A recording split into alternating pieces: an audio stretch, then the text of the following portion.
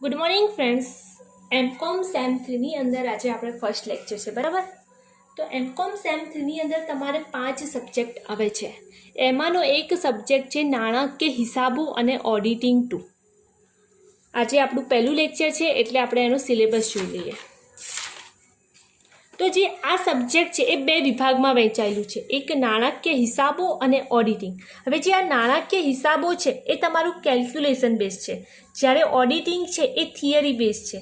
તમારે total 4 unit છે. હવે જે નાણાકીય હિસાબો છે એનું 50% છે, 50% વેટેજ છે, જ્યારે ખાસ ઓડિટિંગનું 50% વેટેજ છે. હવે જે આ નાણાકીય હિસાબો છે એની અંદર તમારે 14 માર્ક્સના 2 દાખલા પૂછાશે. યુનિટ 1ની અંદરથી એક દાખલો પૂછાશે અને યુનિટ 2ની અંદરથી એક દાખલો પૂછાશે. જ્યારે તમારું ખાસ ઓડિટિંગ છે યુનિટ 3 અને યુનિટ 4, આ આખો થિયરી બેઝ છે, એની અંદરથી ઓનલી ફોર ક્વેશ્ચન જ પૂછાશે, બરાબર? યુનિટ 1 અને 2 એ ગણતરી બેઝ છે. તો એની અંદર જે યુનિટ 2 છે શાસક કંપનીના હિસાબો, એ આજે આપણે જોઈશું, બરાબર? તો શાસક કંપની એટલે શું? શાસક કંપની કોને કહેવામાં આવે? શાસક કંપની સમજવા માટે પહેલાં તો આપણે ગૌણ કંપની હોવી જરૂરી છે. ગૌણ કંપની હોય ત્યારે જ શાસક કંપની અરાઇઝ થાય છે. શાસક એટલે શું કે આપણે કોઈ બીજી કંપની ઉપર શાસન કરવું છે, કોઈ બીજી કંપની ઉપર આપણો અંકુશ છે, આપણો દબદબો દબાવવો છે, તો એને શું કહેવામાં આવે છે? શાસક કંપની કહેવામાં આવે છે. તો આપણે આ એક વસ્તુ છે એ એક્ઝામ્પલ થ્રુ સમજીએ. અહીંયા 2 કંપની છે, બરાબર? કંપની એ અને કંપની બી. કંપની એ છે એન્ડ કંપની બી છે. કંપની બી એ હોલ્ડિંગ કંપની છે. હોલ્ડિંગ કંપની ઇટ્સ મીન્સ કે શાસક કંપની. અને કંપની બી છે એ કેવી કંપની છે? સબસિડરી કંપની છે. સબસિડરી એટલે કે ગૌણ કંપની. કંપની એના શેર કેટલા છે? 10,000 શેર છે. અને કંપની બીના પણ કેટલા શેર છે? 10,000 શેર છે. અચ્છા, શાસક કંપની છે તો એના આપણે થોડા વધારે શેર રાખી લઈએ, 30,000 રાખી દઈએ, બરાબર? ઉદાહરણ છે, તમારે કોઈ પણ રાખી શકો. તો કંપની એના 30,000 છે અને કંપની બીના 10,000 શેર છે. આપણે કંપની એને હોલ્ડિંગ કંપની બનાવી છે. કેવી બનાવી છે? શાસક કંપની બનાવી છે. તો એના માટે 50%થી વધારે એટલે કે મેજોરિટી, વધારેમાં વધારે શેર ખરીદવા જોઈએ. કંપની એ કંપની બીના 50%થી વધુ શેર ખરીદી લે, 50%થી વધુ શેર ખરીદી લે ત્યારે કંપની એ કંપની બીની શાસક કંપની બને છે. સપોઝ કંપની બીના 10,000 શેર છે, એમાંથી કંપની એ 6,000 શેર ખરીદી લે છે. કેટલા ખરીદે છે? 6,000 શેર ખરીદે. એટલે 50%થી વધારે થયા, 50% એટલે 5,000. એને કેટલા ખરીદ્યા? 6,000 શેર ખરીદી લે. 50%થી વધારે શેર ખરીદી લે ત્યારે એ કંપની એ બી કંપનીની શાસક કંપની બને છે. શાસક કંપની બને એટલો મતલબ શું છે કે આનું બધું રૂલ્સ અને રેગ્યુલેશન એ બધું કોણ બનાવશે? શાસક કંપની બનશે. શાસક કંપની એ આના ઉપર કંટ્રોલ રાખશે, એના ડિરેક્ટરો. હવે દેખો, 50%થી વધારે શેર ખરીદે છે તો ગૌણ કંપનીના જે ભાઈ ડિરેક્ટરો નીમવાની સત્તા પણ કોને મળે છે? ડિરેક્ટરો નીમવાની સત્તા પણ શાસક કંપનીને મળે છે. માની સત્તા મળે. હવે અહીંયા દેખો, આ જે શાસક કંપનીના હિસાબો, અહીંયા શું કીધું છે? ચેપ્ટરનું નામ શું છે? શાસક કંપનીના હિસાબો. તો એની અંદર તમારે શું બનાવવાનું છે? એકત્રિત પાકું સરવૈયું. તમને રકમની અંદર, બુક્સની અંદર આ શાસક કંપનીનું અલગથી પાકું સરવૈયું આપ્યું હશે અને ગૌણ કંપનીનું અલગથી પાકું સરવૈયું આપ્યું હશે. આપણે શાસક કંપનીના હિસાબો એની અંદર શું કરવાનું? આ બંને કંપની ભેગી કરી, બંનેનું અલગ અલગથી આપ્યું હશે, બંનેનું ભેગું કરી અને એકત્રિત પાકું સરવૈયું બનાવવાનું. શું બનાવવાનું છે? એકત્રિત પાકું સરવૈયું.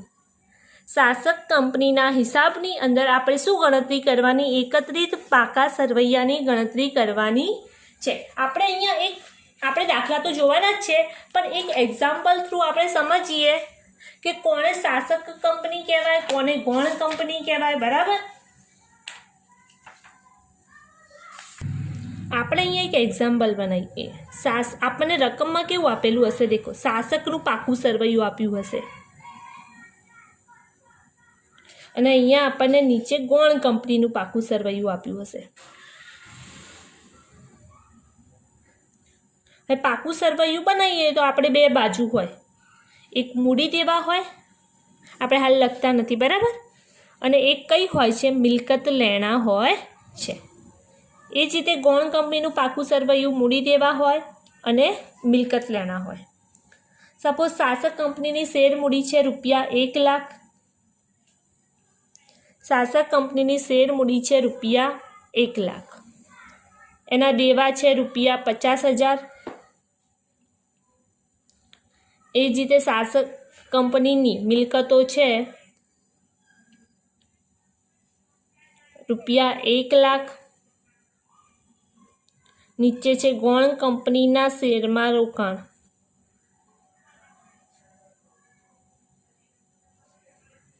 ₹50,000. અહીંયા ગૌણ કંપનીનું ટોટલ કરી દો. હાલ એમ તો આટલું નાનું પાકું સરવૈયું ના હોય, દાખલાની અંદર મોટું હોય, પણ હાલ આપણે સમજવા માટે ખાલી બનાવીએ છીએ બરાબર. ટોટલ કેટલું થશે? 1,50,000. એ જ રીતે ગૌણ કંપનીનું પાકું સરવૈયું શેર મૂડી ₹50,000, દેવા ₹20,000, મિલકતો ₹70,000. ટોટલ કરો કેટલા થશે? 70,000. હવે અહીંયા દેખો, આપણને અહીંયા શાસક કંપનીનું પાકું સરવૈયું રકમમાં આપેલું હશે અને ગૌણ કંપનીનું આપેલું હશે, મોટું મોટું આપેલું હશે. હવે અહીંયા દેખો, ગૌણ કંપનીની શેર મૂડી કેટલી છે? ₹50,000. કેટલી છે? 50,000. હવે શાસક કંપનીએ ગૌણ કંપનીના શેર ખરીદી લે. હવે શાસક કંપની ગૌણ કંપનીના શેર ખરીદી લે તો એના ચોપડે શું થાય છે? એન્ટ્રી કે ગૌણ કંપનીના શેરમાં રોકાણ. એના શેર કેટલા છે? ₹50,000 છે. ગૌણ કંપનીના શેર ₹50,000 છે. શાસક કંપની એની પૂરેપૂરી એટલે કે 100% મૂડી ખરીદી લે છે. તમે 50%થી વધુ મૂડી ખરીદી શકો ત્યારે તમે શાસક કંપની બની જાઓ છો. પૂરેપૂરી 100% પણ તમે ખરીદી શકો. તો એની 50,000 શેર મૂડી એ ખરીદી લે તો શાસક કંપનીના ચોપડામાં શું એન્ટ્રી થાય છે? ગૌણ કંપનીના શેરમાં રોકાણ. હવે દેખો તો, અને આની શેર મૂડી 50,000 છે, આને ખરીદી લીધી. તો હવે આપણને આ રકમની અંદર આપેલું હશે, આપણે બનાવવાનું શું છે? એકત્રિત પાકું સરવૈયું. શું બનાવવાનું? એકત્રિત પાકું સરવૈયું.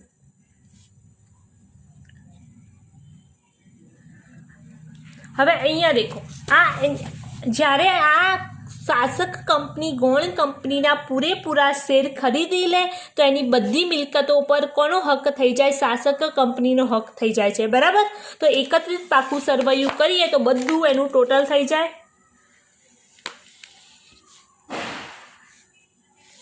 પરંતુ જ્યારે તમે એકત્રિત પાકું સરવૈયું બનાવો તો આ બે સામે એન્ટ્રી શું થઈ જશે? કેન્સલ થઈ જશે. આની શેર મૂડી છે, આને ખરીદી લીધી તો આ બંને સામે શું થઈ જશે? કેન્સલ થઈ જાય. રોકાણ નીકળી જશે અને શેર મૂડી નીકળી જશે જ્યારે આપણે એકત્રિત પાકું સરવૈયું તૈયાર કરશું. તો હવે અહીંયા દેખો, શેર મૂડી કેટલી છે? ખાલી અહીંયા કોની શેર મૂડી આવશે? શાસક કંપનીની આવશે. કેટલી છે? ₹1 લાખ. પછી અહીંયા દેખો, શાસક કંપનીના દેવા કેટલા છે? 50,000 અને ગૌણ કંપનીના દેવા કેટલા છે? ₹20,000. તો ટોટલ દેવા આપણા કેટલા થશે? 70,000 બરાબર. એ જ રીતે આની મિલકતો કેટલી છે? 1 લાખ અને ગૌણ કંપનીની મિલકતો કેટલી છે? 70,000. તો બંનેની મિલકતો પણ કેવી થઈ જશે? ભેગી થઈ જશે. બંને ઉપર કોનો હોલ્ડ આવી જશે? શાસક કંપનીનો હોલ્ડ આવી જશે. ટોટલ કેટલું થશે? ₹1,70,000 ટોટલ થશે. તો આ રીતે આપણે આ શાસક કંપનીના હિસાબોની અંદર આપણને આ રીતે બે પાકા સરવૈયા આપેલા છે. આ તો સિમ્પલ છે બરાબર, આવડું નાનું હોય નહીં. આ રીતે બે પાકા સરવૈયા આપ્યા હશે અને આપણે એનું શું બનાવવાનું છે? એકત્રિત પાકું સરવૈયું તૈયાર કરવાનું છે. શાસક કંપનીના હિસાબની અંદર આપણે આ ગણતરી કરવાની છે. તો હવે શાસક કંપનીના હિસાબની અંદર આપણે શું ફાઇનલ કરવાનું? એકત્રિત પાકું સરવૈયું. તો એકત્રિત પાકું સરવૈયું તૈયાર કરવાની રીત છે. રીત કરો કહો, એના સ્ટેપ કહો, બરાબર? કરવાની રીત. તો તમારું પહેલા નંબરનું, પહેલાં હું તમને સ્ટેપ લખાવી દઉં, પછી એને સ્ટેપ બાય સ્ટેપ સમજાવું છું. તો પહેલું સ્ટેપ છે શાસક કંપની અને લઘુમતી. શાસક અને લઘુમતી હિતની ગણતરી. હવે અહીંયા દેખો, મેં તમને શાસક તો શીખવાડ્યું, બટ લઘુમતી શું છે હું તમને સમજાવું છું. એના પછી બીજા નંબરનું સ્ટેપ છે મૂડી નફાની ગણતરી.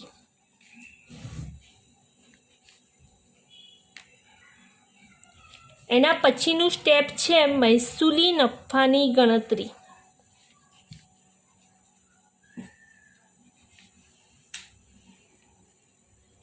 એના પછીનું સ્ટેપ છે પાઘડી. એને તમે અંકુશની પડતર પણ કહી શકો છો, બરાબર? અંકુશની પડતર કે મૂડી અનામતની ગણતરી. આ સ્ટેપમાં જ આપણે દાખલો ગણવાનો છે, બરાબર? પહેલું સ્ટેપ છે શાસક કે લઘુમતી હિતની ગણતરી, મૂડી નફાની ગણતરી, મહેસૂલી નફાની ગણતરી, પાઘડી કે મૂડી અનામતની ગણતરી. એના પછી આવશે લઘુમતી હિતની ગણતરી.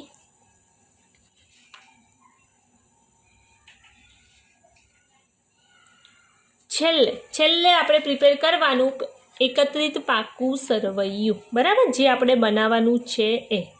એના પહેલાં આપણે આ સ્ટેપ કરવા પડે. તો ચાલો, શાસક અને લઘુમતી હિત કોને કહેવાય? હેડિંગ આપી દો એટલે તમને ખ્યાલ આવે. તમે જોડે જોડે લખતા જજો જે હું બોલું છું એ, એટલે તમને ખ્યાલ પડે કે કઈ વસ્તુને શું કહેવામાં, કઈ વસ્તુને શું કહે છે, બરાબર? શાસક અને લઘુમતી હિતની ગણતરી. મેં તમને કીધું કે કોઈ એક કંપનીના 50%થી વધુ શેર ખરીદી લે તો એને શાસક કંપની કહેવાય, બરાબર? તો આપણે આગળ જોયું હતું. ધારો કે એક કંપની છે, એના જોડે કેટલા શેર છે? 10,000 શેર છે, બરાબર? કોઈ એચ લિમિટેડ નામની કંપની છે, એના પાસે 10,000 શેર છે. એક હોલ્ડિંગ કંપની છે, એના 6,000 શેર ખરીદી લે. કેટલા શેર ખરીદી લે છે? 6,000 શેર ખરીદી લે. તો ગૌણ કંપની જોડે કેટલા શેર વધ્યા? 4,000 શેર વધ્યા. શેર. એક કંપની છે, એના જોડે 10,000 શેર છે. હોલ્ડિંગ કંપની એના 6,000 શેર ખરીદી લે છે, તો એના જોડે કેટલા શેર વધે છે? 4,000 શેર. તો હવે આમાં શું છે? આપણને શું કીધું? શાસક અને લઘુમતી હિતની ગણતરી, અથવા એને શાસક અને લઘુમતી ગુણોત્તરની ગણતરી પણ કહી શકો. શું? ગુણોત્તર. તો હવે આપણે જોવાનું કે ટોટલ જે શેર છે, 10,000 શેર છે, એની અંદર શાસક કંપનીનું હિત કેટલું સમાયેલું છે? તો અહીંયા દેખો, શાસક કંપની એના કેટલા શેર પરચેસ કરે છે? 6,000 શેર ખરીદે છે. ટોટલ શેર કેટલા છે? 10,000, બરાબર? ટોટલ શેર કેટલા છે? 10,000. એમાંથી 6,000 શેર ખરીદે તો કેટલું આવશે? 2 તરી 6, 3/5 આવે. ટોટલમાંથી 3/5 ભાગ કોનો છે? શાસક કંપનીનો ભાગ છે. હવે એમાં તમારે પર્સન્ટેજમાં ગણતરી કરવી હોય તો 300/5 એટલે કેટલા આવશે? 60% આવશે. તો 60% એ શાસક કંપનીનું હિત છે. 60% શાસક કંપનીનું હિત છે. ટોટલ 100% હોય તો બાકીનું 40% એ કોનું કહેવાય? લઘુમતી હિત કહેવાય. શું કહેવાય? લઘુમતી હિત કહેવાય, બરાબર? ધારો કે કોઈ પણ મિલકત છે, શાસક લઘુમતી, આપણે જે ગૌણ કંપની છે, ગૌણ કંપની જોડે 10 લાખ મિલકત છે, તો એમાંથી 60% શાસક કંપનીની ગણાશે અને બાકીની 40% છે એ ગૌણ કંપનીની મિલકતો ગણાશે. કેમ કે એ જેટલા શેર ખરીદશે એટલા જ પ્રમાણમાં એને ભાગ મળશે. તો આમાં લઘુમતી હિતની ગણતરી કરવી હોય તો પણ તમે કરી શકો. એના જોડે કેટલા શેર વધ્યા છે? 4,000 શેર વધ્યા. 10,000માંથી એના જોડે 4,000 શેર વધ્યા તો લઘુમતી હિત કેટલું આવશે? 40% આવશે. રેશિયો ગુણોત્તરમાં કરવું હોય તો કેટલું આવશે? 2/5 ભાગ કોનો થશે? લઘુમતી હિતનો ભાગ 2/5 થશે. પહેલા સ્ટેપની ગણતરી આ રીતે કરવાની. જો પૂરેપૂરા શેર ખરીદી લે, ધારો કે 5000 શેર છે ગોલ્ડ કંપની જોડે અને પૂરેપૂરા 5000 શેર ખરીદી લે તો પછી આ ગણતરી કરવામાં આવતી નથી. બટ અંદરથી 50%થી વધારે શેર ખરીદે ત્યારે આ ગણતરી કરવામાં આવે છે. તો અહીંયા દેખો, આપણું પહેલું સ્ટેપ શાસક અને લઘુમતી હિત, એની ગણતરી આપણે આવી રીતે કરવાની છે. હવે દેખો, બીજા નંબરનું સ્ટેપ શું છે? મૂડી નફાની ગણતરી, અને ત્રીજા નંબરનું છે મહેસૂલી નફાની ગણતરી. આપણે આ બંને વસ્તુ સાથે સમજશું, બરાબર? હું એક વસ્તુ લખું છું, શરૂની તારીખ,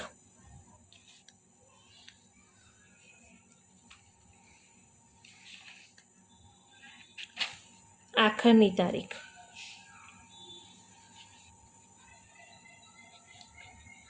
શેર ખરીદ્યાની તારીખ.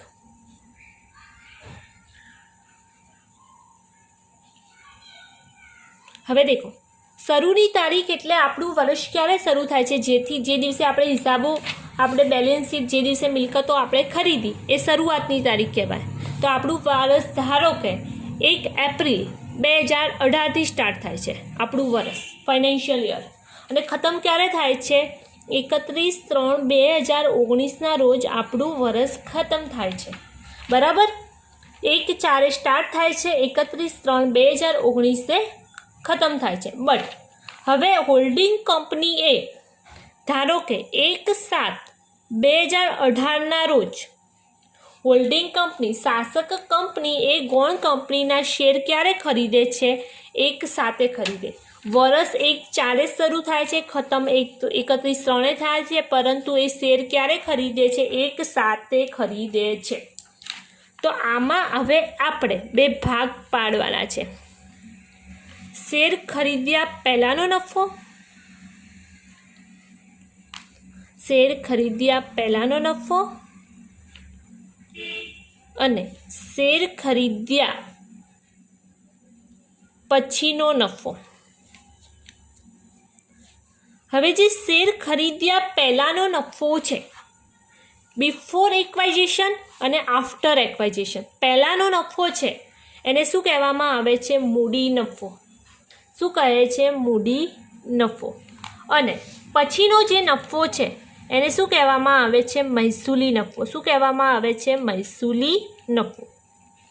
પહેલાનો હોય, જે દિવસે તમે ગૌણ કંપનીના શેર ખરીદ્યા એના પહેલાંનો જે નફો છે એને શું કહેવામાં આવે છે? મૂડી નફો. અને એ શેર ખરીદ્યા છે એના પછીનો જે નફો છે એને શું કહેવામાં આવે છે? મહેસૂલી નફો. હવે મૂડી નફો અને મહેસૂલી નફાની અંદર કઈ કઈ વસ્તુઓનો સમાવેશ થઈ શકે? અનામત, સામાન્ય અનામત હોય, કોઈ બી અનામત હોય, પછી નફા નુકસાન ખાતું, બરાબર? પાકા સરવૈયામાં તમને આ બે બાકી આપી હોય એનો સમાવેશ તમારે મૂડી નફો અને મહેસૂલી નફાની અંદર કરવાનો છે. હવે અહીંયા દેખો, આપણું પહેલું સ્ટેપ પતી ગયું, શાસક અને લઘુમતી હિત. એના પછી મૂડી નફો, મહેસૂલી નફો બંને આપણે જોડે જોડે સમજી લીધું, બરાબર? એના પછી છે પાઘડી, અંકુશની પડતર કે મૂડી અનામતની ગણતરી. પાઘડી કે મૂડી અનામત કોને કહેવામાં આવે?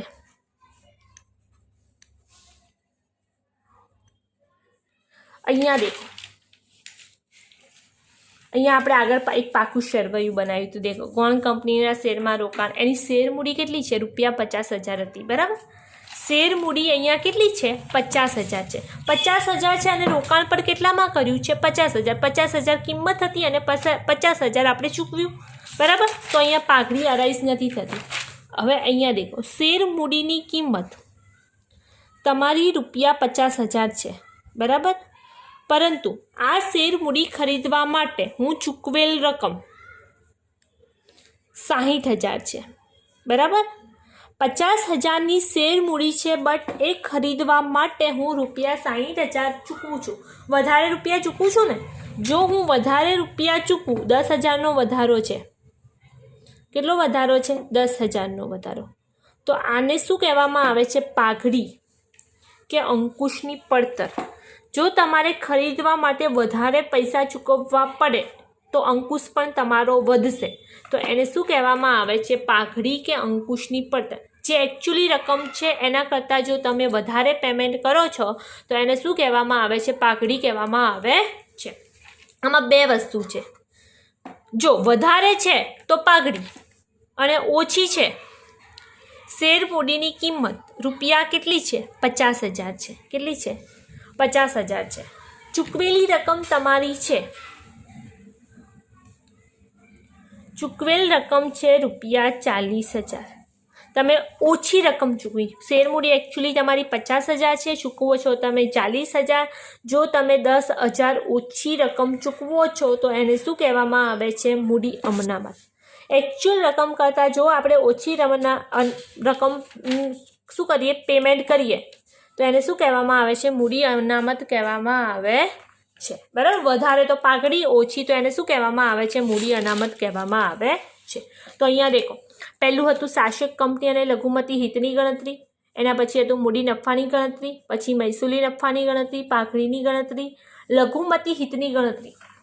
હવે અહીંયા દેખો, મેં તમને કીધું હતું કે આ 10, અહીંયા દેખો 10,000માંથી 6,000 શેર ખરીદ્યા તો 60% એ શાસક કંપનીનું હિત આવ્યું, 60% કોનું આવ્યું? શાસક કંપનીનું. અને 40% કોનું આવ્યું? લઘુમતી આવ્યું. બરાબર. તો લઘુમતી ભાગે કેટલી રકમ આવશે? આ મિલકતો છે એમાંથી લઘુમતી ભાગે, આ મિલકતો છે એમાંથી લઘુમતીના ભાગે કેટલી આવશે? બરાબર. આ 70,000 છે તો એમાંથી 60% એ શાસક કંપનીમાં જતી રહી, તો એના 40% આપણે લઘુમતીના ભાગે કેટલી આવશે એ આપણે ગણતરી કરવી પડે. આ રીતે એના લાસ્ટમાં અહીંયા શું છે? એકત્રિત પાકું સરવૈયું. આ રીતે આખું સ્ટેપ બાય સ્ટેપ બધી ગણતરી કરવાની, પછી આપણે એકત્રિત પાકું સરવૈયું તૈયાર કરી શકીએ છીએ. એટલે તમે આ જે બી લખાઈ ફોર્મ્યુલા, જે સ્ટેપ લખાયા એ તમે લખજો અને જાતે 2 વાર વિડીયો જોજો. પછી આપણે નેક્સ્ટ લેક્ચરની અંદર આના દાખલા જોઈશું.